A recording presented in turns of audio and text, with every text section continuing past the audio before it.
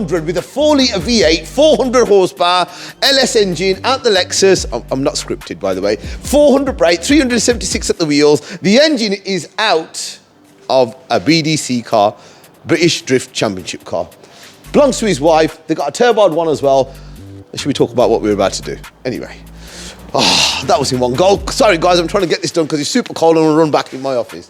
He's already had the downpipes, not from ourselves. Really good job, whoever's done it. Nice set of downpipes all the way to the middle, but it's extortioning. It's so loud, he said. So they drive it every day. They've got a turboed one as well, so we're adding some big boxes here and big boxes here to quieten it down. How quiet it is, we will only find out right at the end. So guys, keep on watching the video if you want to hear what this JDM bad boy sounds like with the LS engine. I'll see you towards the end of the vid.